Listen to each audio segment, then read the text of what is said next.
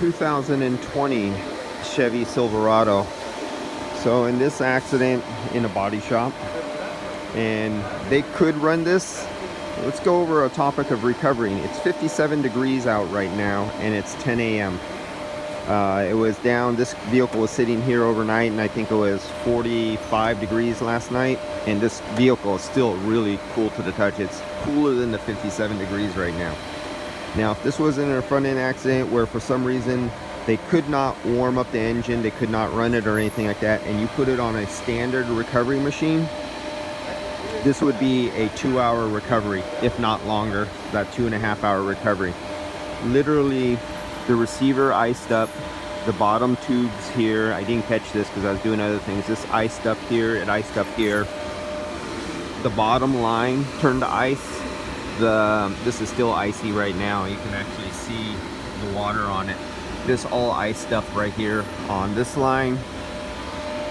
All the lines iced up. The refrigerant did want to remove. It was so cold outside when performing the recovery to boil off. Instead of boiling off and the ambient air flashing the refrigerant and not icing up, it was too cold outside ambient to actually flash off all the refrigerant. So what it does is it gets hot inside the oil in the lines, and the refrigerant just ices up and it gets colder.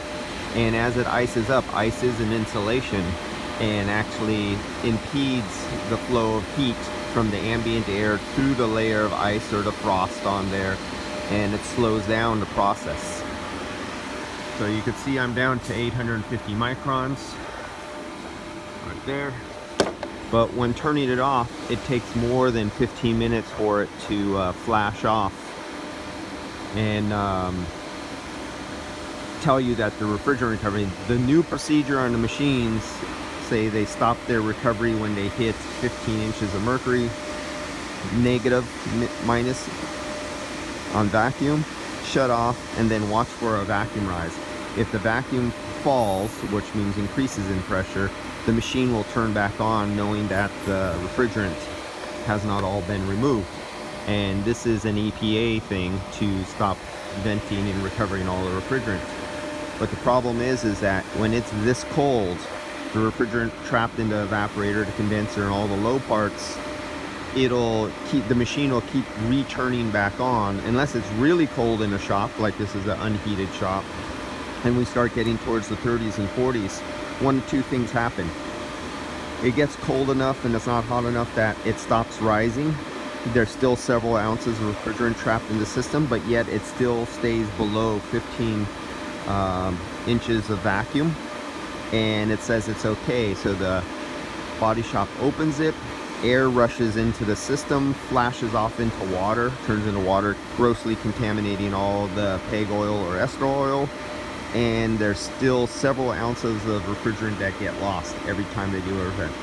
Option number two that happens in situation number two is it keeps jumping and falling below the 15 inches or above, depending on which nomenclature you want to use and which direction, that the glass half empty or the glass half full kind of situation, and keeps re-triggering the machine to go into recovery. It goes down below 15 inches of mercury, negative, and then it turns off and it looks for a rise, and there's a little bit of rise. The machine keeps turning on, and it'll do this for like 2 hours, 2.5 hours, just to perform a recovery. We are now getting to that kind of temperature. And something to note, and shops have to know, they have to charge more for this, especially if you're a body shop and you're dealing with insurance companies. The big companies like ADP, CCC, Mitchell, On Demand, all that, they have not increased your allowable time for doing recoveries. And with the new refrigerant, it still has it at 0.4 hours of time, which is not enough to do a recovery with the new EPA standard equipment on R1234YF. So shops are not charging enough for this. And the recovery procedures also take longer, and it's not reflected in the book time for shops to recover to the insurance companies of 1.4 hours. That's all I have time for on this. I'm doing my recovery. and having to wait a hell of a long extra time to do recoveries because it is getting cold. And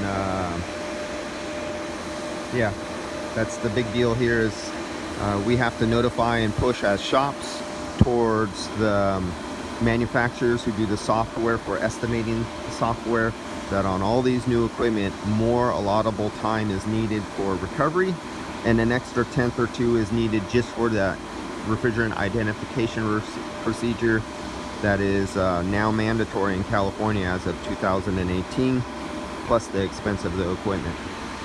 All right, see you guys later. Oh, heat recovery pipe. Does this one? Yes. This one has the heat recovery. So here's the heat recovery pipe, your heat exchanger pipe. Here's the high side line that goes into the heat exchanger pipe. Here's your low side section, your liquid. It goes inside, travels here on around the outside of the liquid, and it comes back out right there, out of the line right there. So just to make note for you guys who are used to grabbing the line to determine if they have enough charge because you use cans and you guess and you don't use weight and vacuum and stuff like that, you will get a wrong reading on a nice warm day.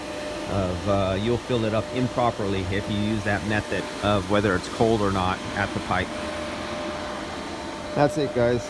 And as usual, perform a good vacuum and always weigh in your charge. Do not use the cans and do not go by pressures. See you guys.